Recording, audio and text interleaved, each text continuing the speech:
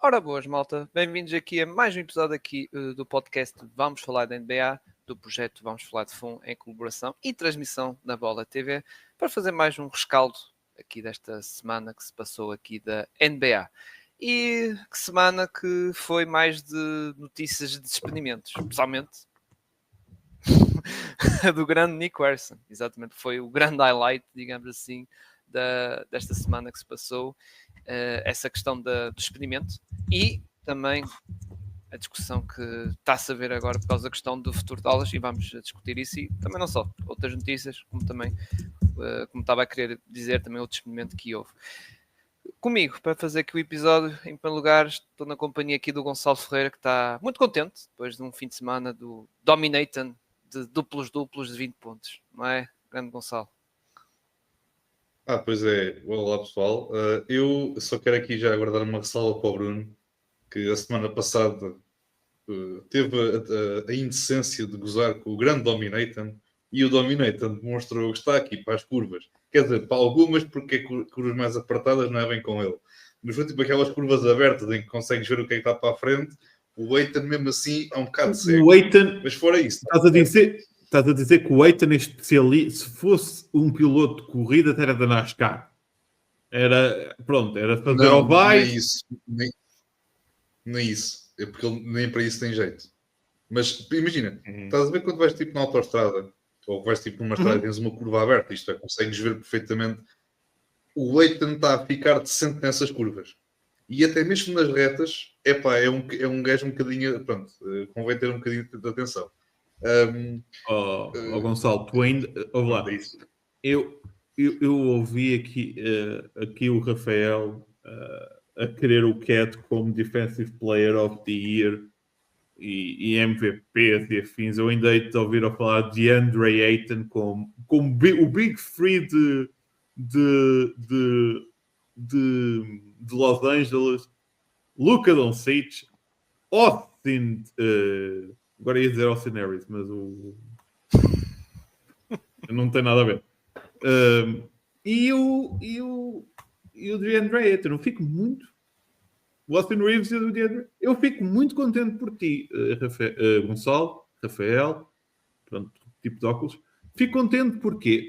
Porque eu sentia-te triste. E se há uma coisa que eu gosto imenso é ver os fãs dos Lakers regurgitar. Porque a seguir a queda vai ser tão saborosa. Mas tão... Olha, vai ser uma queda que aquele... vai ser tão bom. Vai ser tão bom. Eu já estou à espera. Eu aviso já de antemão que eu já comprei os bilhetes para Cancún para duas datas. Ou para se ficarmos pelo play-in, ou se ficarmos pela primeira ronda. Portanto, eu já tenho ali pelo menos os bilhetes comprados. Agora, se os não te esqueças de mandar o cargo de desconto play-in, para os três. Para nós os dois. Sim, mas fazemos assim. Se eu ficar se eu ficar pela primeira ronda e tu ficares pelo play-in, eu ofereço-te o bilhete do play-in para ti, para tu ires para Cancún mais cedo. Ok? Se for ao contrário, eu também te ofereço os bilhetes da primeira ronda. Estou cá para isso. Lá vamos nós. Epá, o Curry que fez com que o Wembanyama parecesse um anão. E tu estás a falar da minha equipe. Eu acho que o Wembanyama teve tipo flashbacks daquelas imagens da guerra em que começa a sentir do género. Parece que estou a ter um déjà vu dos Jogos Olímpicos de 2024 em que tinha este anão aqui a mandar-me triplos no meio da rua. Epá, é muito sagrado. E eu aqui com estas raquetes a servir de braços não conseguia parar este anão e agora tenho que levar com ele outra vez. Só houve uma pessoa que eu senti pior que o Wembanyama, que foi o meu pai quando eu parti o braço. Porque eu parti o braço e ao mesmo tempo jogava PlayStation e ganhava. E ele ficava muito chateado. Porque era uma maneta a ganhar a uma pessoa com duas mãos. E eu sinto que o Wembanyama também sentiu isso. Que é tipo, rapaz, eu de joelhos era suposto eu conseguir fazer blocos. E não consigo. Estou muito chateado. Exato, a grande Stephen Curry, que foi 95 pontos, acho que foi 46 num jogo e 49 no outro, num duplo confronto que os Warriors tiveram foi no final da semana, fim de semana, mais ou menos, que tiveram aí contra os Spurs, em que o Curry basicamente destruiu, como estavam a dizer e bem. Aliás, há ali um lançamento mesmo na cara do Wembanyama, que o Wembanyama ficou tipo, pronto, não é? Nada a fazer. Diz, Bruno. Mas depois levamos um cabaz dos OKC, o que me irritou solenemente. Sim. Que é cheira a terra. Porque é assim, vamos ser honestos. E já vamos falar de Dallas e o problema ao nível dos hospitais centrais de Dallas. Mas atenção que ali a zona de Golden State é conhecida pelas excelentes clínicas geriátricas. Que aquilo é só terceira idade, vamos ser honestos. É Jimmy Butler, é Draymond. O Draymond Green já parece um velho, porque imagina, é Old Man Yells at Cloud, basicamente. É o típico Draymond Green. E depois o Curry lá está. É aquele velho do andarilho que ainda é em gingão. Pronto, é o que temos. Tu falas de Draymond Green, mas eu estava a ver que ele ia se pegar com o Wembanyama. Eu estava a ver a coisa tipo... Claro! Cirilo, tu estás à espera que o Draymond Green não andasse à porrada numa época, é como não sei. Ainda por cima com um poste estrangeiro. Um poste estrangeiro, como o Sabonis, como o Roberto, como o Norquito, não é? Ele que gosta tanto, o Draymond Green... Eu estou a imaginar vocês lembram-se que o Victor Wembanyama começou a época, ou a pré-época, a ir ter com monges budistas lá do Tibete a fazer... Eu tenho a impressão que o Draymond Green, se fosse para um retiro, andava à porrada com os monges tibetanos que guardaram silêncio. E mesmo assim andava à porrada, porque está nele. Está nele. E é assim, vamos ser honestos. Às vezes faz falta porrada. Seja para descontrair um bocadinho. Por exemplo, eu gosto do UFC, mas também só ver o UFC, eu não... Pronto, vou vendo um bocadinho também, nem ver. E já viram a sorte dele de não ser um jogador de hóquei em patins, porque ia sendo com o stick e com os patins. Era homenzinho para isso. Ele para isso, olha, podia ir para a NWL, ok de gelo, não é? Quando eles gostam de andar aí trocar um não, mas eles tiram as luvas e ele não, ele usava mesmo o stick para dar porrada e provavelmente mantinha os pontapés nas zonas da genitália, só que ali tem a questão de ter a lâmina do hóquei, que era capaz de doer um bocadinho mais. Yeah. O que doeu um bocadinho mais aos adeptos de Dallas foi a troca que levou o Luka Doncic para a terra onde o Gonçalo gosta de passar as temporadas, que é ali a zona de Los Angeles. Ele que claramente tem cara de ator de cinema e de estrela de cinema, retirado há 70 anos. Mas eu estou muito feliz porque finalmente vamos poder retirar o telemóvel do Nico Harris no Staples Center, uma cerimónia muito bonita, que vai ter que se calhar ainda vai ter um joelho do Anthony Davis, que aquilo está tão mal que é capaz da perna sair e ficar lá o joelho. Eu estou muito contente. E estou a ver com o Gonçalo, desde que foi feita essa troca, ele nunca mais jogou no Euromilhões. Vamos ser honestos. As pessoas que jogam no Euromilhões também depois deviam dar a oportunidade aos outros ganhar. E no caso do Gonçalo já sentiu que ganhou o Euromilhões para o resto da vida. Principalmente depois do que aconteceu com o Russell Westbrook, não é, meu amigo? Isso é um tempo que eu estou muito contente em ter eliminado a minha vida e ter durado tão pouco tempo. Obviamente que, pronto, eu não sei quanto tempo é que temos para falar de aulas, mas tenho aqui algumas coisinhas para dizer. Eu acho engraçado que uma organização tinha demorado 9 meses para despedir um GM, um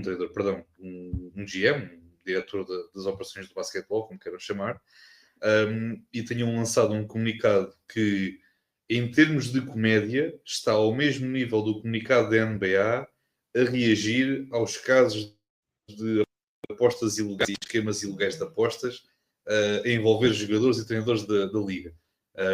Porque foi um comunicado basicamente a dizer isto era incomportável, depois do início de época muito complicado, e nomeadamente por uma troca que ninguém estava à espera, de trocar Luka Doncic para os Lakers e pelo retorno que tivemos, sabendo Excelente que foi retorno a ao mesma nível de direção. peso. Sim, sim. Ao A nível de nível de peso, quilos, então, exato. A nível de quilos, exato. Ganhaste. É curioso porque na altura, em termos de peso, trocar uma coisa pela outra, estava muito ela por ela, porque o Luka, ali ao nível dos Big Macs e CBOs, estava fortíssimo. Agora está ali a comer aquelas saladinhas fitness lá de LA, aquilo que parece não ajunta-se ali a formosura do rapaz. Mas achei engraçado o comunicado dos donos, neste caso dos Dallas Mavericks, a expressar o descontentamento pelo início da temporada e pela troca que teve o retorno que teve. E eu acho engraçado que foi a mesma direção que não se opôs ou que não levantou nenhum problema quando o Nick Harrison apresentou esta proposta, digamos assim, apresentou esta proposta para a redundância, apresentou esta troca à direção, digamos assim, aos donos.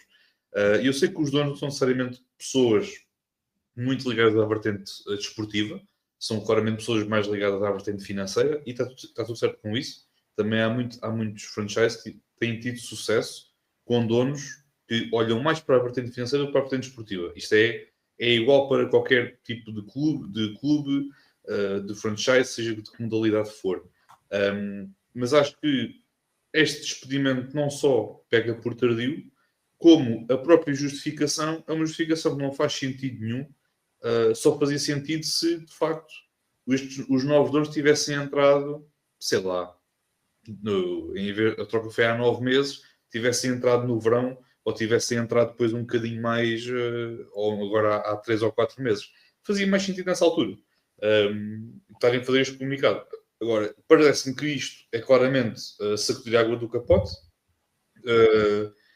E eu sei que neste momento, obviamente, o papel de GM dos Mavericks não é propriamente algo apelativo, no ponto de vista de tudo, mas a partir do momento em que começam uma época em que começam logo com os cânticos de Fire Nico e tens jogadores basicamente pós-jogo e familiares dos jogadores a dizer a dada altura que os jogadores sentem-se mais confortáveis a jogar fora de casa do que em casa, porque em casa, pelo menos, fora de casa não têm de ouvir aqueles cânticos e aquelas situações, torna-se um clima muito pesado dentro de uma organização.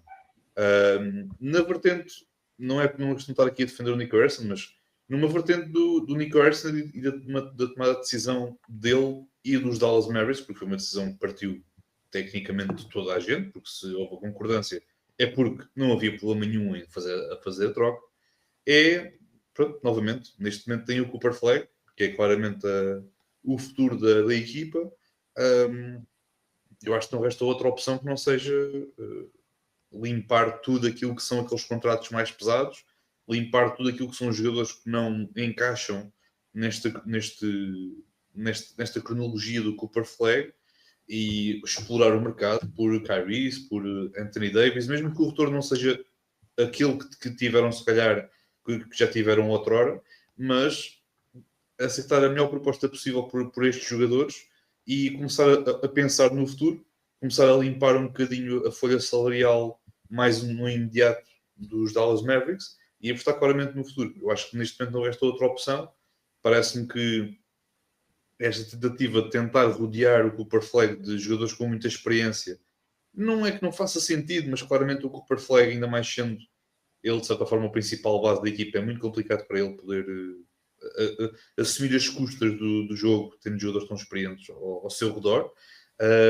Mas acho que é uma decisão hilariante por parte da direção, vem por tardia, mas estão, de certa forma, a usar o Nick Harrison como bode expiatório, sabendo que eles também têm uma cota à parte de responsabilidade por terem permitido que esta troca tivesse acontecido. Maior dos prazeres ao Nico, ele será bem-vindo para ser consultor dos Lakers quando quiser. e nós cá estaremos para o receber. Obrigado, Nico.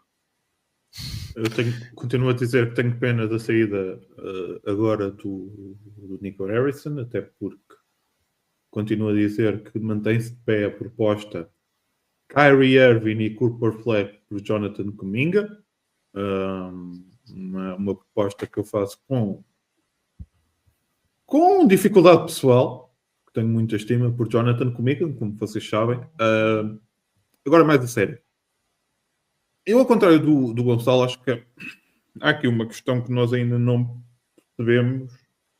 Mais do que o AD, é a questão de como é que o Cooper Flag joga com um base a sério como o Kyrie Irving.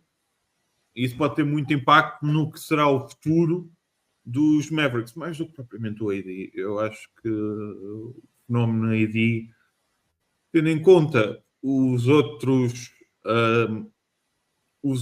postos que Dallas tem e a possibilidade que o Cooper Flag pode jogar a 4, se calhar é tentar ver se conseguem ter algum retorno por aquilo e avançar a partir daí. Agora, acho que trocar o Kyrie é prematuro por essa razão, que é nós estamos basicamente a utilizar o Cooper Flag como um point forward. Tem-se visto os rasgos de brilhantismo dele nessa posição, vai falhar muito, obviamente. Ele não está habituado a ter a bola na mão tanto tempo, está habituado mais a atacar o cesto, a vir do lado fraco, do que propriamente aparecer para criar o seu próprio lançamento ou criar lançamento para os outros. Mas parece-me, ao nível de técnica, o último que fizeram isso foi o Giannis Antetokounmpo e parece-me que ele é capaz de ter um bocadinho mais técnico que o Giannis. Obviamente não é tão dominante como o Giannis é, não é tão imponente como o Giannis é, não ataca o cesto da forma que o Giannis é, mas tem uma ligeira finesse que pode ser muito interessante num futuro dos Dallas Mavericks, onde um base a sério, por isso é que eu ponho aqui o Kyrie de parte, poderá aparecer e poderá ajudar o Cooper Flag a vingar como esperamos. Sim. O papel do Nico, eu percebi a ideia do Nico, honestamente. Eu não vou dizer que não. Não acho que foi a correta, mas eu até entendi. Quando estávamos a falar no início daquele ano, se calhar a coabitação Kyrie Irving no Luka Doncic sempre foi meio estranha. Era um bocado, eu tenho a bola, depois tu tens a bola. Normalmente acontecia o Kyrie aparecer mais como um 2 do que um e obrigar o Luka a espaçar o campo. Mas eu percebo a ideia de, ok, vamos aqui fazer um double down e vamos apostar fortemente na defesa. Acho que escolheram o jogador, não foi o jogador ideal. Continuo a dizer que no momento em que dissessem ao mercado, o Luka Doncic está aberto a propostas, poderia aparecer aqui propostas muito mais interessantes. Honestamente, os únicos jogadores que eu vejo que podiam não ser trocados por Luka Doncic seria, honestamente, o Victor Wembanyama e o Nikola Jokic. Acho que todos os outros estariam abertos. Obviamente, temos aqui algumas questões tipo Currys, onde há uma grande retribuição do franchise e eu percebo que não quisessem se expor numa situação dessas, mas eu os Bucks claramente iam ligar e propor o Giannis, por exemplo, o próprio Shea, quando compara-se com o Luka Doncic, se calhar poderia estar numa oportunidade para uma troca, ou pelo menos das pérolas do OKC. Escolherem o AD com todos os problemas que o AD traz e com basicamente, o argumento que é para ganhar no agora, na altura em que não podíamos esquecer que o Luka era... E tem alguns problemas com lesões, e foram buscar outro jogador que tem problemas com lesões. O único jogador que poderia ganhar nesta batalha de problemas com lesões é o Joel Embiid. Ou o Paul George. Epá.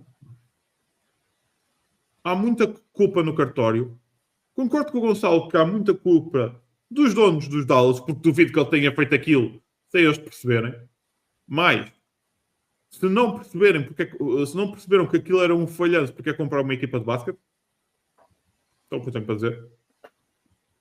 Porque isto para fazer dinheiro e criar um casino e afins, há outras formas.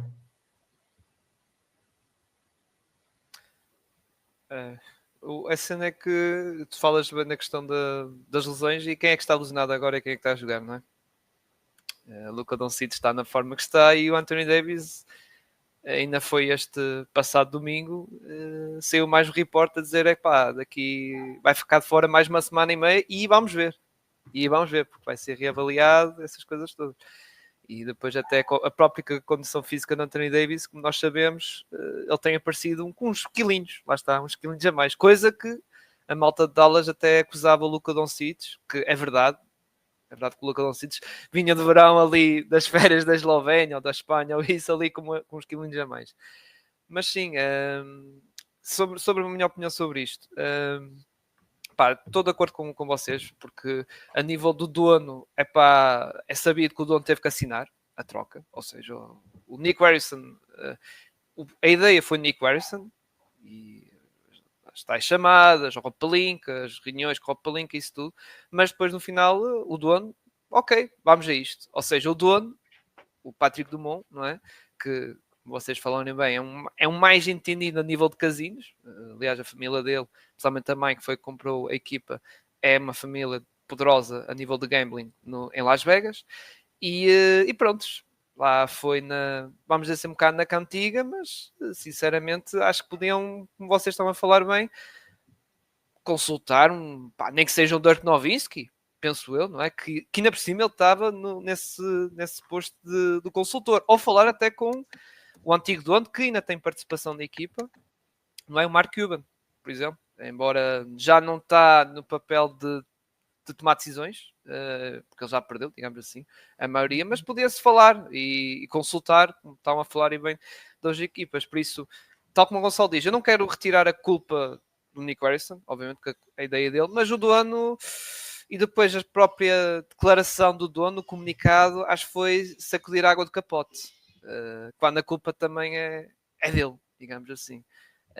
Mas pronto, foi preciso o dono estar no jogo, atenção, que foi no jogo contra o Milwaukee Bucks, em que nos lances livres para empatar o jogo estava o PJ Washington, coitado, a levar com aqueles cânticos do Fire Nico, e pronto, e estava lá o dono que estava sentado à beira de um rapaz com a camisola Luka Doncic dos Lakers. Aliás, isto, pelo que se fala no pavilhão de Dallas, há jogos que realmente há muita malta com o camisola do Luka, mas é dos Lakers, é em sinal de protesto, vamos dizer assim, entre aspas.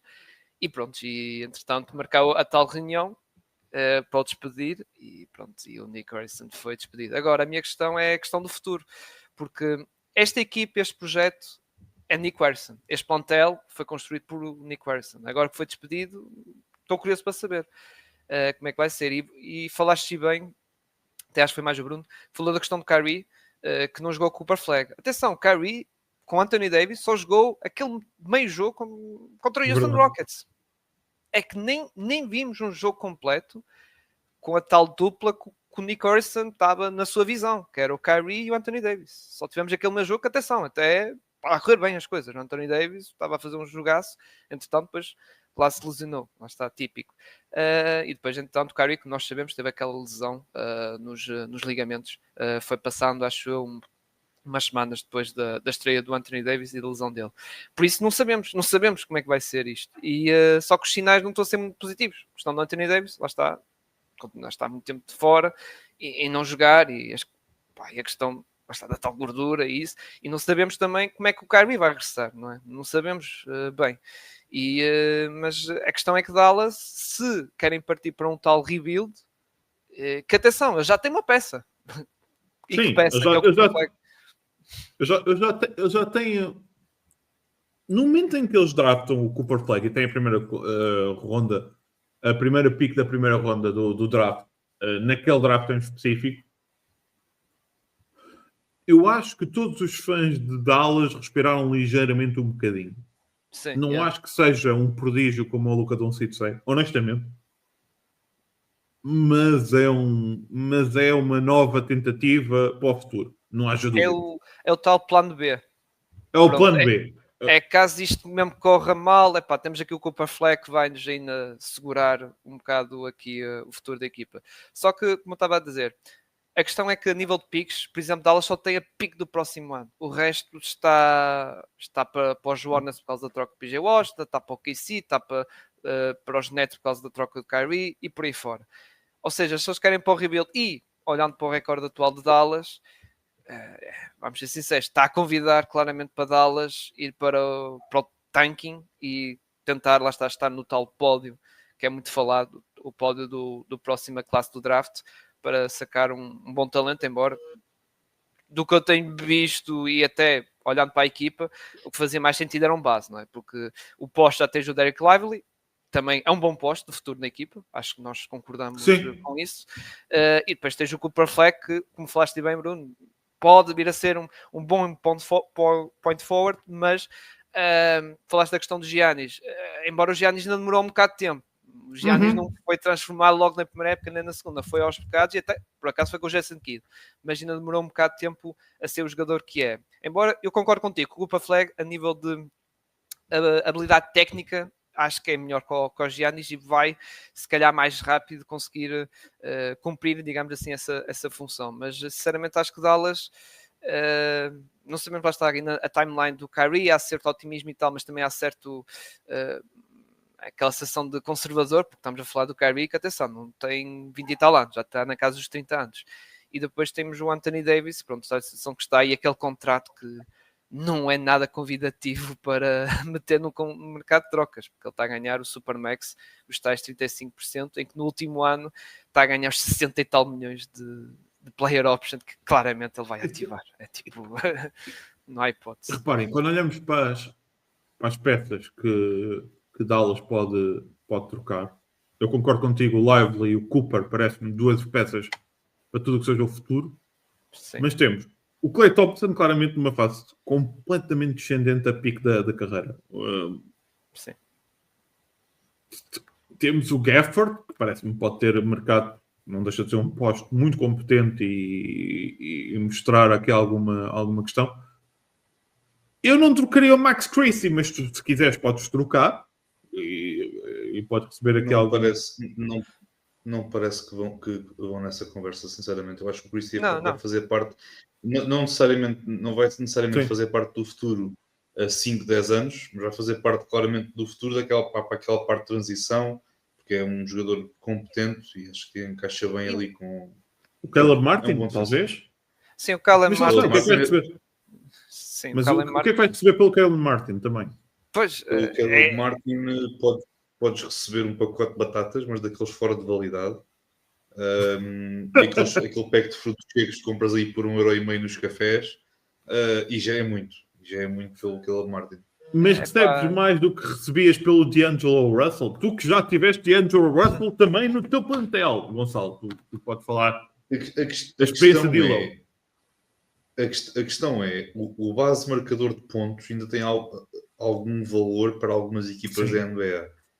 Não é dizer que alguém ia dar mundos e fundos pelo D'Angelo Russell, mas alguém seguramente ia dar alguma coisa por ele.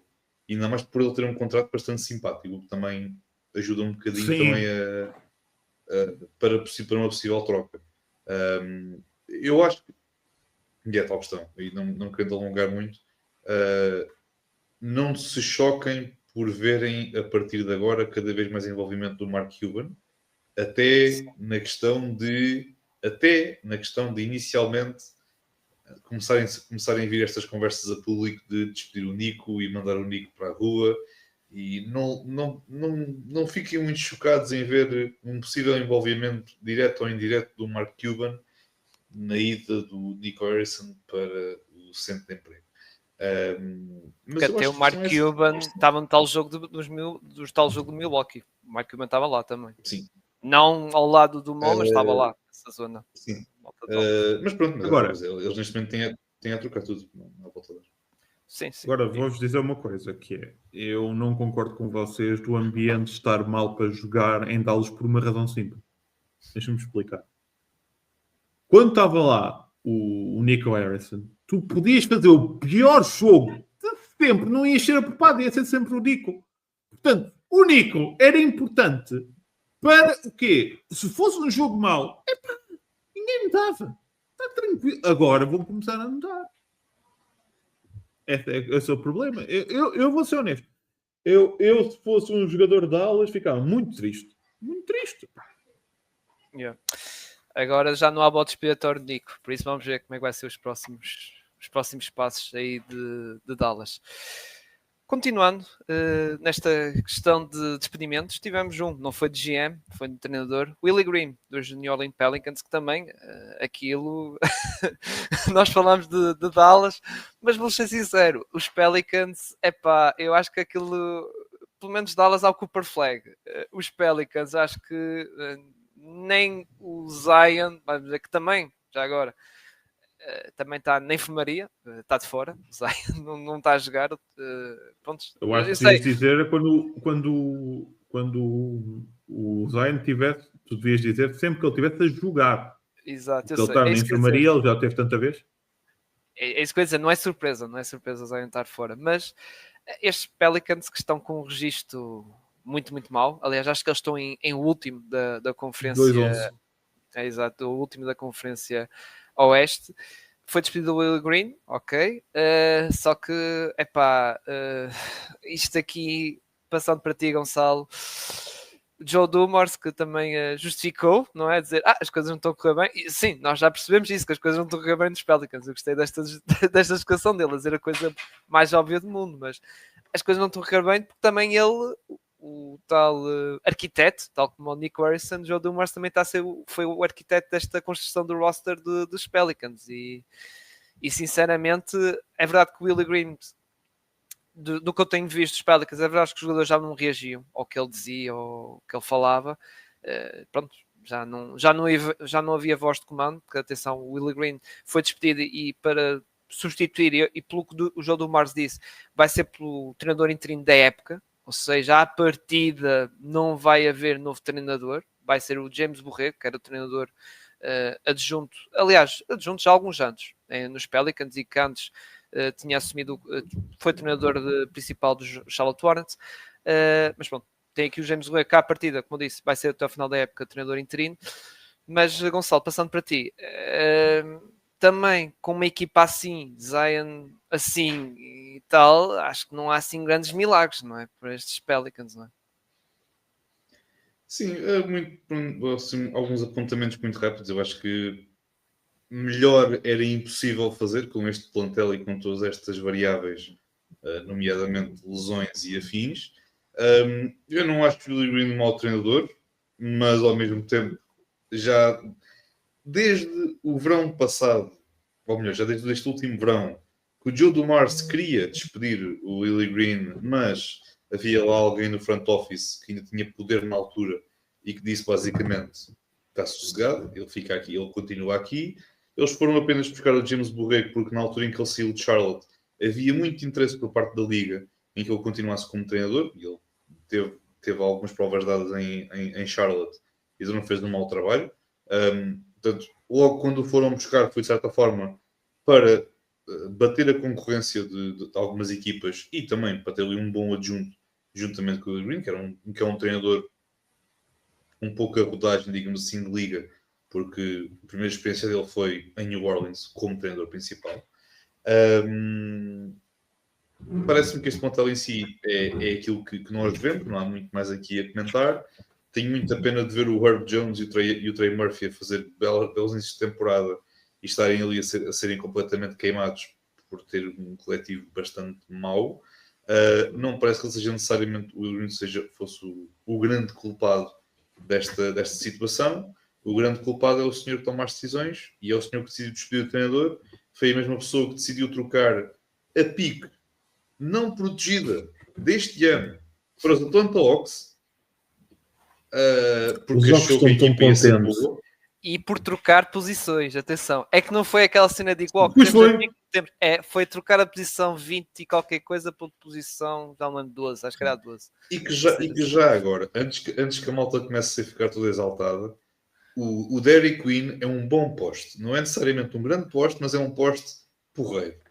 Tenho algumas dúvidas sobre o encaixe dele com o Zion, mas são botões para outros dias. Mas também o Zion, pelo tempo que não joga, também não vai ser encaixe em lado nenhum. Nem na cama do hospital, onde ele deve estar sossegado.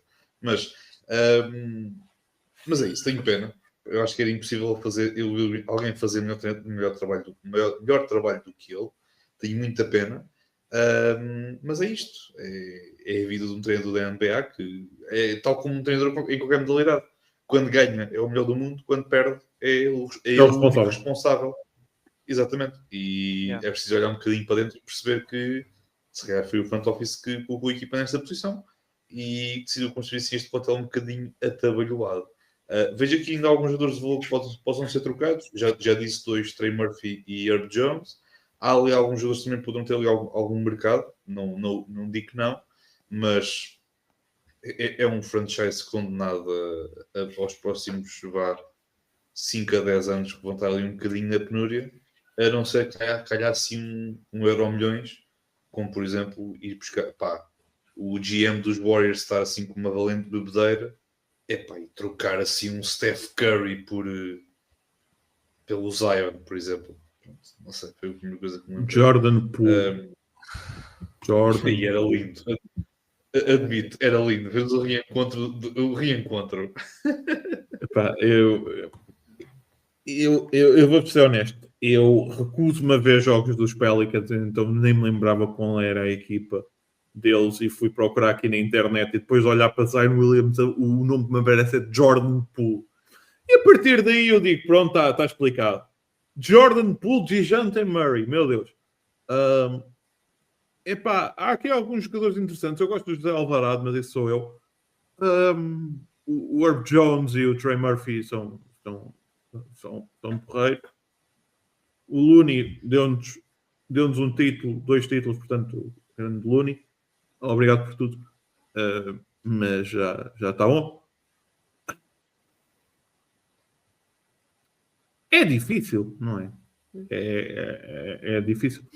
Eu acho que a diferença entre os Pelicans, por exemplo, com o Memphis, é que Memphis, tem a estrela que é um bocadinho problemática, mas pelo menos a Memphis tem outra estrela que se calhar neste momento já é maior do que a estrela que a malta apostava, que é o Triple J. Os Pelicans não têm nada. Zero. Exato. Eu comentei, por exemplo, na questão de comprei com Dallas. Tudo começa, acho eu, com a coexistência Brandon Ingram e Zion Williams nunca resultou lá muito bem. Sim. E deixaram aquilo rodar até ao ponto em que o Brandon Ingram, quando foi para o mercado de troca, já não tinha o mesmo peso que tinha no início da questão, principalmente na altura em que o Zion Williams andava sempre lesionado e o Brandon basicamente carregava a equipa. Fez, se calhar, o Gonçalo ter muitas saudades dele e um quadrozinho com um coração com o nome dele. Mas, no momento em que tu perdes o pico do teu jogador para trocar, tendo em conta que querias manter o Zion Williams, não sei porquê, acho que toda a gente já notou que não é solução. Todas as decisões subsequentes são decisões a tentar minimizar os estragos. A culpa não é do treinador. A equipa está pessimamente distribuída, não há propriamente um base criador. Aquilo são todas as pessoas que gostam de ter muita bola na mão. Depois, lá está. Depois, ainda não sabemos como é que o Darren Quinn e o Zion Williams podem coexistir, mesmo que o Darren Quinn está a apresentar ser-se um bom poste e um jogador de valência para o futuro. Eu acho que, ao contrário de Dallas, que há basicamente uma peça que podes construir à volta, aqui já não tens nenhuma. Sim, é isso que eu ia dizer. E tendo em conta que não tens nenhuma pica, só tens, acho eu, a do próximo ano, estava o Gonçalo a dizer. Sim, eles este ano não têm. Eles este ano não têm porque eles deram a do... Lá está, para os Walks. Vão andar ali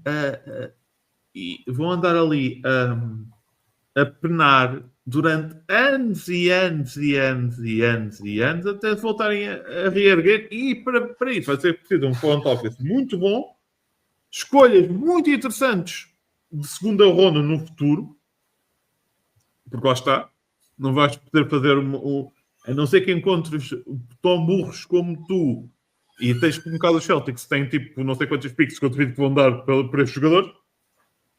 Vais ter que comer a calar e esperar aqui muitos aninhos para te recompor num oeste onde tu tens já duas equipas claramente a destacar-se, tendo em conta a juventude que têm, que é os Spurs e os OKC.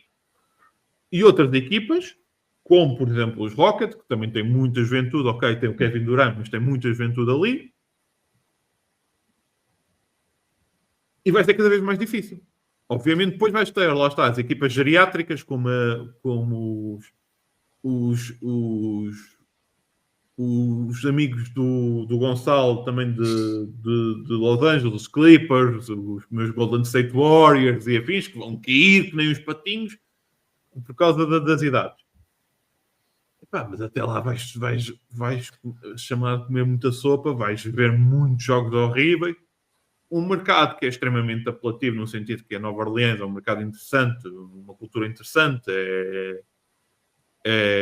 não propriamente ser um mercado grande ou um mercado pequeno, mas é a cultura de Nova Orleans, a cidade, o estado de Louisiana é uma cidade interessante para não só para visitar, mas também para viver.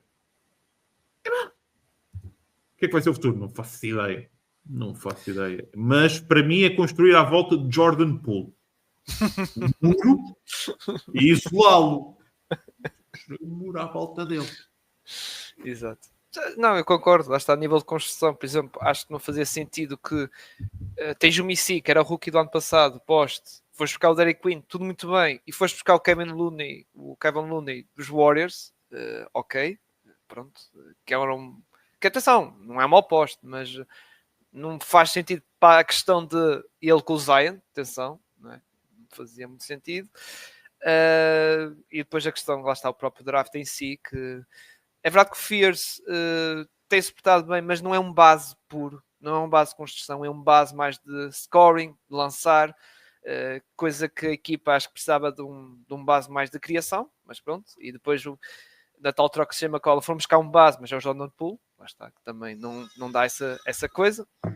E os Pelicans andam isto, a cidade de New Orleans anda nisto, que já tivemos Chris Paul por lá, já tivemos Anthony Davis por lá, e agora temos o Zion, ou seja, já estamos a passar há 23 anos e esta equipa, esta cidade só viu a sua equipa passar 2 rondas de playoffs durante estes 23 anos.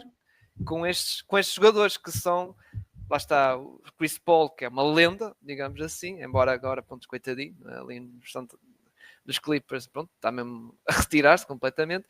E o Anthony Davis, que na altura, vocês lembram-se, na altura quando foi o draft dele, era um prospect daqueles, o maior prospect desde o draft de LeBron, por exemplo. E só ganhou uma ronda de playoffs quando nós esteve lá, e agora com o Zion, estamos a ver como é que está a ser esta era do Zion dos Pelicans. E andamos nisto. E é uma equipa, cidade que anda nas ruas da amargura, completamente. Sem grande brilho. Claro que vamos dizer assim, houve uma fase ou outra, mesmo com esta era do Zion, que, ok, quando foram aos playoffs sem o Zion e a equipa até, os tais jogadores secundários, portavam-se bem, nós pensámos, isto com o Zion e tal, saudável e em bom nível, não sei o quê, podemos ver ali alguma luz, mas agora essa luz está completamente eclipsada e, como diz o Gonçalo e bem, basicamente só há 2 jogadores que podem trazer valor a nível de mercado de trocas, que é o Trey Murphy e o Albert Jones. E o Zion já nem, porque pá, o pessoal já olha para o Zion como olha para o Joel Embiid, porque é um jogador que está sempre lesionado e já nem joga metade dos jogos ultimamente. E esquece, é completamente para. Se eu não me engano, o ano em que o Zion jogou mais jogos, que foi há 2 anos, ele jogou 60 jogos. Houve um ano que ele jogou 70, mas lesionou-se no play-in no jogo contra os Lakers, do Gonçalo. Foi o tal jogo que até, atenção, fez um belo jogo, mas no clutch time lesionou-se e os Lakers aproveitaram e ganharam esse jogo. E lá está, ou seja, tu não tiveste nenhuma época completa, época regular e playoffs completa. Exato, e atualmente é como tu dizes, acho que nunca vamos ter isso, não é? Infelizmente aquilo em New Orleans as coisas não estão muito famosas. O que também não anda muito famosa é na cidade de LA. Não estou a falar dos Lakers, atenção. Estou a falar dos Clippers, que aquela equipa que toquei há pouco do Chris Paul, não é? Reformados, e o resto da equipa também está ali a bater à porta pré-reforma, porque para além disso, também notícia desta semana, falámos há pouco de lesões, também o Bradley Beal também lesionou-se, e atenção, vai ser uma lesão que vai afastar o resto da época. Sim, Bradley Beal não vai jogar mais esta época, foi uma aposta, se calhar foi o maior nome que os Clippers tiveram nesta off-season, que está interligado um pouco à troca do Norman Powell, que saiu para Miami, e os Clippers receberam John Collins, que até, atenção, John Collins que não é por ele que a equipa está mal, aliás que até é uma das coisas positivas nos Clippers. Mas de resto, aquela equipa dos Clippers, Gonçalo, que o Bradley Beal, atenção, que não vai deixar muitas saudades, porque do que ele jogou, tem sido uma miséria, mas não é só ele que tem estado assim um bocado a miséria. Aliás, aquela defesa que antes, nós bem lembramos, quando na época passada os Clippers eram das melhores defesas da liga, e esta época tem sido uma desgraça, não é, Gonçalo?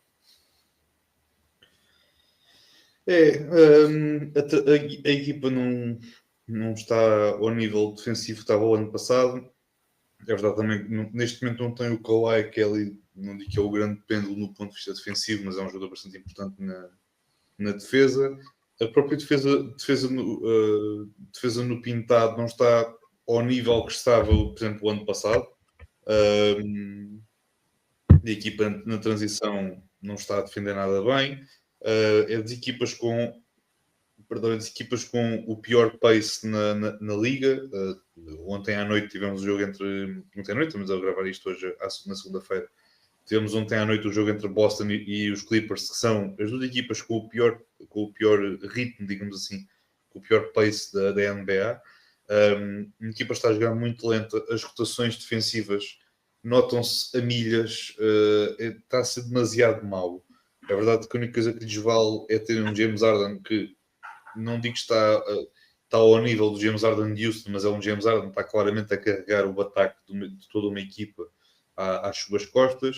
É um jogador que está a tentar tudo tirar a equipa desta situação. Eu, como adepto, confesso, do Bradley Beal, digo que vi esta notícia como uma excelente notícia para os Clippers, porque é verdade que ele dá pontos, mas ele já nem isso dá com qualidade, porque defender, nós três conseguimos defender mais do que ele, ok? Nem nós três juntos, está bem? E até mesmo em separado defendemos mais do que ele. É verdade, sim senhor. Mesmo quando eu tinha o pé partido. Mesmo assim. Mesmo ao pé coxinho, dava-se a canadiano e aquilo dava para dar a volta. Mas é isso, quer dizer, uma equipa, eu ainda vejo uma equipa com qualidade, vejo claramente uma equipa muito fustigada ali por lesões e tudo mais. Vejo o Brook Lopez, que já o ano passado já estava a começar a dar mostras de que fisicamente já não estava naquele nível, mas como estava em Milwaukee e tinha o Giannis ao lado dele, tornava as coisas um bocadinho mais fáceis. Este ano não há isso, e nota-se claramente que o Brook Lopez já não é aquele jogador que fisicamente que outrora foi. É a equipa mais velha da NBA, em termos de média de idades, é a mais velha da NBA, o que também não é necessariamente um choque, por terem lá jogadores com 75 anos de idade. Mas atenção, ainda vejo qualidade na equipa. Eu acho que esta equipa ainda é capaz de dar a volta. Continua a ter dos melhores treinadores da NBA, a ter uma excelente equipa técnica. Eu acho que eles irão conseguir dar a volta. Mas não está a ser fácil. Não está a ser fácil ver estes Clippers a jogar. Vi o jogo deles contra os Mavericks, curiosamente. No penúltimo jogo de Dallas. E via-se claramente, tanto uma equipa como a outra, mas nomeadamente os Clippers, que estamos a falar, uma equipa não estava nada bem do ponto de vista defensivo, né? No ataque as coisas pareciam muito, muito lentas. Qualquer defesa consegue, de certa forma, anular o ataque dos Clippers, e isso não era muito normal de há umas épocas para cá. Mas, enfim, boas notícias para os Clippers. Eu, como adepto dos Lakers, fico muito contente e por ver a equipa da Cave, que tem um pavilhão muito agir já agora, mas fico muito contente por ver a equipa da Cave nesta situação. Não consigo deixar de sorrir. E eu tenho pena porque lá está, como o Gonçalo disse bem, o pavilhão é muito giro. Eu por acaso também vi o jogo com os Mavs e é tudo muito mastigado, honestamente. Parecia tudo... Aquilo basicamente era pick and roll entre o James Harden e o Zubac numa tentativa de desfazer alguma coisa. Mas honestamente eu até tenho pena, porque o ano passado eu adorei ver os Clippers. Os Clippers foram muito giros de se ver, e nos playoffs os Clippers eram um osso duro de roer. Por exemplo, eu acho que o Dan parece também desceu um bocadinho a forma face ao ano passado, não está ao nível que estava. Não está tão ativo, digamos assim. O Chris Paul, pronto, foi fazer umas férias a casa, percebo. O Bradley Beal é o Bradley Beal. Quem achar que quem deu um contrato, um Supermax com uma cláusula de Manual Trade Clause, devia levar com um gato morto até ele miar. O Brook, como o Gonçalo disse bem, se tiver um 4 muito bom ao lado, ele vai ser bom. O problema é que quem é que vai pôr ao lado do Zubac nos Clippers? Difícil, e obviamente o Brook já tem uma certa idade.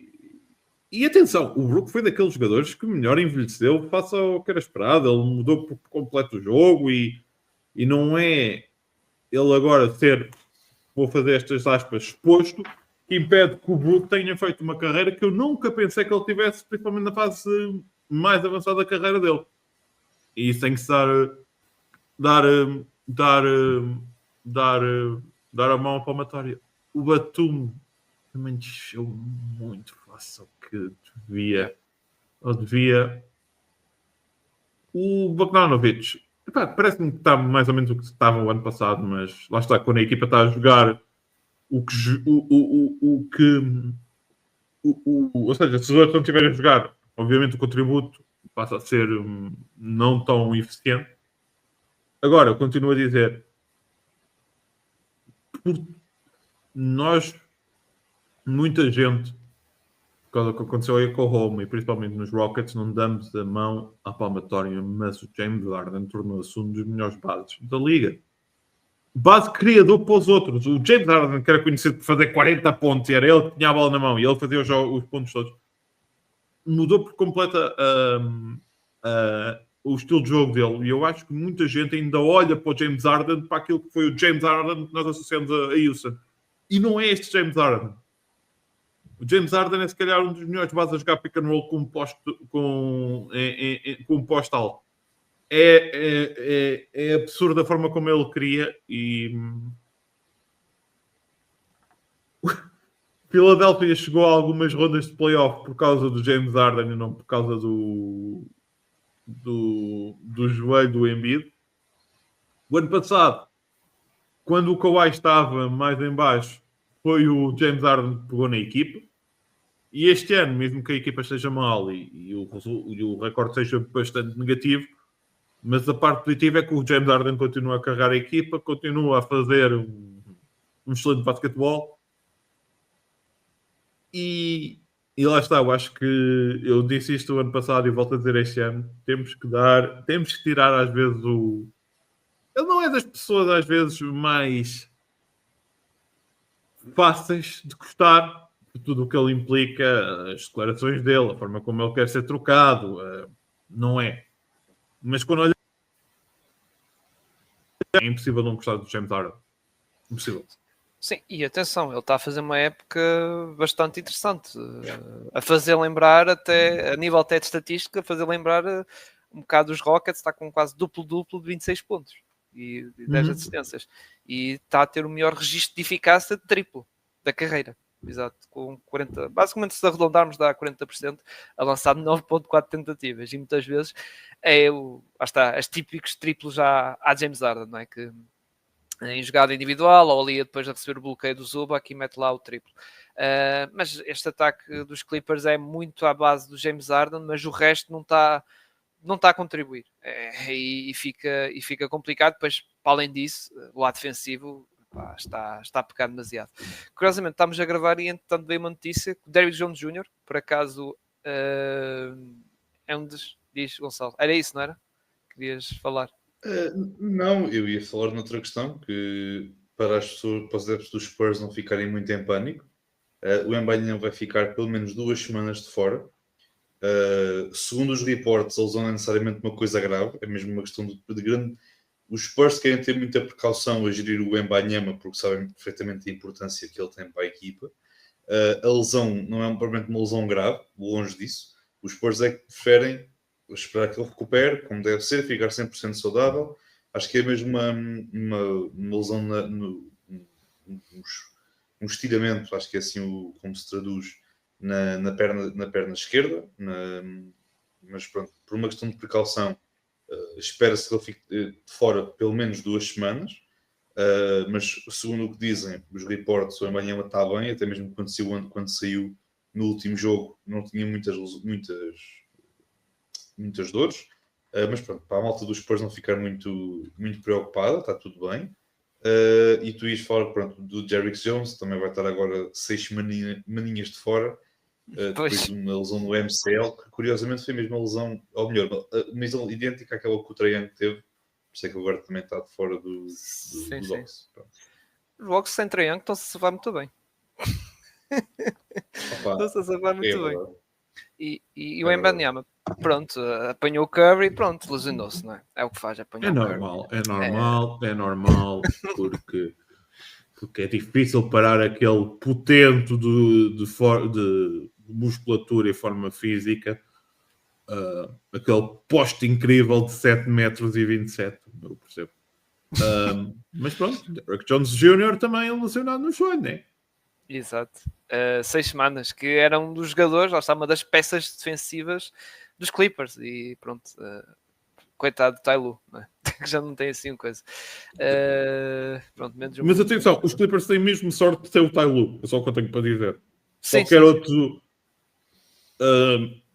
são anos e anos e anos de decisões difíceis que fazem todo o sentido no papel, mas depois lesões e afins provocaram que não fossem tão fáceis. É certo que, como lá está, nós falamos, o recorde não é nada positivo, mas lá está, se calhar qualquer outro treinador da NBA ou 80% dos treinadores consegue. Exato. E pronto, e para fechar, uma nota positiva, Paulo Jorge vai regressar. Hoje à noite estamos a gravar, segunda-feira à noite, por isso... Espera aí, calma. Isto é uma notícia ainda melhor para tudo o que é podcast da NBA, porque, meus amigos, já não há concorrência. Depois disto, já podemos gravar à vontade, está tudo bem. Podcast é verdade, é muito difícil. A concorrência é fortíssima quando o Paul George está lesionado. É um homem que gosta muito de falar. Eu adorava que houvesse um podcast em que era o Paul George e o Draymond Green durante 3 horas. Vai acontecer. Eu acho que vai acontecer isso. E bem, e com esta bela notícia, despedimos e voltamos para a semana, malta. Fiquem bem.